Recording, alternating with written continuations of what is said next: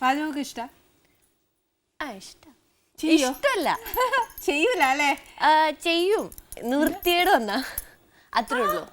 അതായത് അമ്മ വീട്ടിലില്ല, അല്ലെങ്കിൽ അമ്മയ്ക്ക് വയ്യാണ്ടിരിക്കുക, അങ്ങനെ അമ്മയുടെ ഒരു പ്രസൻസ് ഇല്ലെങ്കിൽ മാത്രം ചിലപ്പോ ഇങ്ങനെ കേറി വിശന്നിട്ട് അറിയാം. അമ്മ കൊറേ എന്തൊക്കെയോ പഠിപ്പിച്ചിട്ടുണ്ട്, പക്ഷെ ഒന്നും ഓർമ്മയൊന്നുമില്ല. എന്തൊക്കെയോ പഠിപ്പിച്ചിട്ടുണ്ട്, പേര് പറഞ്ഞ് പഠിപ്പിച്ചില്ല. സാമ്പാർ, അവിയല്, ഈ വെജിറ്റേറിയൻ ഐറ്റംസ് കുറെ പഠിപ്പിച്ചിട്ടുണ്ട്, പക്ഷെ അതൊന്നും എനിക്ക് ഓർമ്മയില്ല. Very good. ഒന്നും ഓർമ്മയില്ല, സത്യമായിട്ട് ഓർമ്മയില്ല. വെജാ കൂടുതൽ കഴിക്കുക? അല്ല, നോൺ വെജാ കൂടുതൽ കഴിക്കുക. പക്ഷെ വെജ് ഉണ്ടാക്കാനാ പാടെന്ന് പറഞ്ഞിട്ട് അമ്മ അതാണ് ആദ്യം പഠിപ്പിച്ചിട്ടുണ്ടായിരുന്നത്. ഹരിശ്രീയെ കുറിച്ചത് വെജില്.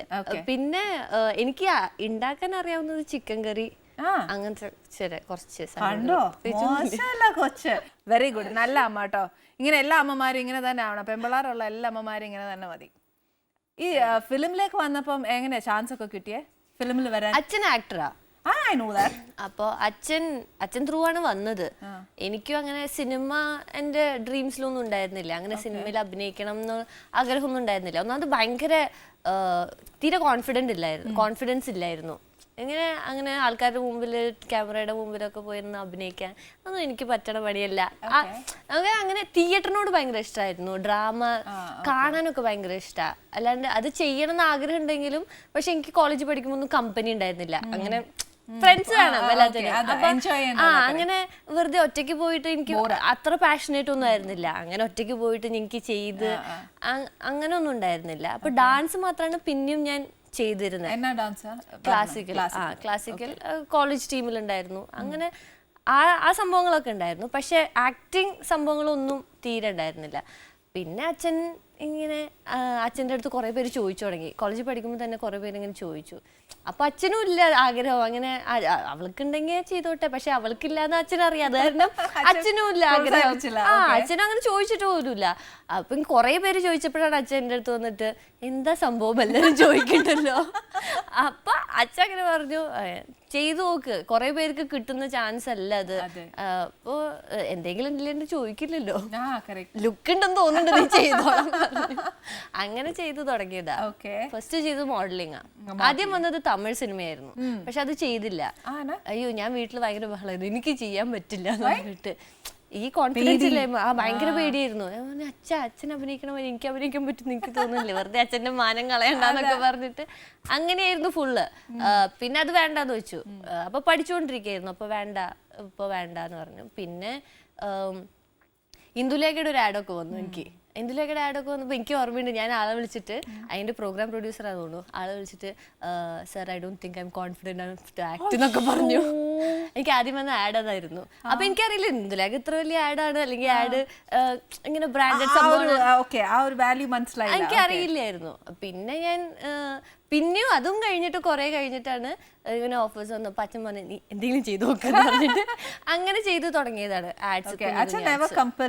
ഇല്ല അച്ഛൻ ചെയ്തു. പിന്നെ അച്ഛൻ എൻ്റെ അടുത്ത് പറഞ്ഞത്, കലികാലം എന്ന് പറഞ്ഞ സിനിമ ഫസ്റ്റ് വന്നു. സിനിമ വന്നപ്പോ ആഡ്സ് ഒരു ദിവസം പോയി ചെയ്തു അതങ്ങനെ തിരിഞ്ഞു ചിരിച്ചു, അങ്ങനെ ഭയങ്കര സംഭവങ്ങളൊന്നും ഇല്ലല്ലോ. അപ്പൊ അങ്ങനെ ആയതുകൊണ്ട് ഐ വാസ് ഓക്കെ. എന്നാലും ഭയങ്കര ഫുള്ളി കോൺഫിഡന്റ് ഒന്നും ആയിരുന്നില്ല, ഐ വാസ് ഓക്കെ. അത് ആൾക്കാരെ കാണുമ്പോൾ ഐ വാസ് ഫീലിംഗ് കംഫർട്ടബിൾ. പക്ഷെ സിനിമ എന്ന് പറഞ്ഞപ്പോ ദൈവമേ, വീണ്ടും കുറെ ദിവസം ഒരുമിച്ച് കുറെ ഡയലോഗ്സ്, അയ്യോ എനിക്ക് പറ്റില്ല, എനിക്ക് ക്യാമറയുടെ മുമ്പിൽ കരയാൻ പറ്റില്ല, ചിരിക്കാൻ പറ്റില്ല എന്നൊക്കെ പറഞ്ഞിട്ട് അതൊക്കെ പറഞ്ഞ് ഫുള്ള് വീണ്ടും അലമ്പായി. അങ്ങനെ അച്ഛൻ പറഞ്ഞു ഇല്ല, അച്ഛൻ്റെ ഫ്രണ്ടായിരുന്നു അതിന്റെ ഡയറക്ടർ. അപ്പൊ പറഞ്ഞു റെജി അങ്കിളാണ് ഡയറക്ടർ, കംഫർട്ടബിൾ ആയിരിക്കും, നിനക്ക് കംഫർട്ടബിൾ ആയിട്ടുള്ള രീതിക്കായിരിക്കും, സോ ട്രൈ. അച്ഛൻ ട്രൈ, പറ്റിയില്ലെങ്കിൽ നിർത്തിക്കോ, അപ്പോഴേ പണി നിർത്തിക്കോ, അങ്ങനെ പറഞ്ഞു. അങ്ങനെ ട്രൈ ചെയ്തു. മധു അങ്കിളായിരുന്നു, മധു അമ്പാട്ടായിരുന്നു ക്യാമറാമാൻ. അപ്പൊ മധു അങ്കിൾ ഭയങ്കര സപ്പോർട്ടീവ് ആയിരുന്നു. എനിക്ക് ആ സെറ്റില് എനിക്ക് ഒരു ആളെന്ന് പറഞ്ഞാൽ മധു അങ്കിൾ ആയിരിക്കും, റെജി അങ്കിൾ ആയാലും എല്ലാവരും ഭയങ്കര സപ്പോർട്ടീവ് ആയിരുന്നു. ഞാൻ ആദ്യമായിട്ട് എനിക്ക് പറയണമെന്ന് ചേട്ടാ ഞാൻ ആദ്യമായിട്ട് ചെയ്യണേ. അവർ ഇല്ല വേഗം എല്ലാം ഭയങ്കര ഫാസ്റ്റ് ആയിട്ട് ചെയ്യണു. ഞാൻ ഇങ്ങനെ അങ്ങനെ ഇങ്ങനെ നോക്കിയിരിക്കുക, എന്താ ചെയ്യണ്ടേ, എനിക്ക് എല്ലാവരും ചോദിക്കണമെന്നുണ്ട്, ചോദിക്കാനും പേടി എന്താ ചെയ്യണ്ടേ എന്നുള്ളത്. പക്ഷെ എങ്ങനെ എല്ലാവരും ഭയങ്കര കംഫർട്ടബിൾ ആയിട്ട് ഇതാക്കും. അപ്പം മധു അങ്കിൾ ഏത് ഷോട്ട് ചെയ്താലും എൻ്റെ അടുത്ത് പറയും come here see what you have done, look at yourself, you look good എന്നൊക്കെ പറഞ്ഞിട്ട് ആളിങ്ങനെ മോട്ടിവേറ്റ് ചെയ്തുകൊണ്ടിരിക്കും. അങ്ങനെയാണ്. അപ്പൊ ഞാനിങ്ങനെ മോണിറ്ററൊക്കെ പോയിട്ട് കുഴപ്പമില്ല അങ്ങനെയാണ് പോയി നോക്കിയിരുന്നേ. ഓക്കെ. അപ്പൊ മോളിങ്ങനെ സെറ്റിൽ പോകുമ്പോ ആരെ കൂടെ വരിക? അമ്മ വരും. അപ്പൊ അമ്മ എന്നാ പറയും ഇതേപോലെയൊക്കെ വർക്ക് ചെയ്യുന്ന? അയ്യോ, അമ്മ ഹെഡ് ടു ടോ ക്രിട്ടിസൈസ് ചെയ്യുന്ന പറഞ്ഞ ബെസ്റ്റ് അല്ലേ? ശരിക്കും ഒരു അമ്മ ഏറ്റവും നല്ല ക്രിട്ടിസൈസ്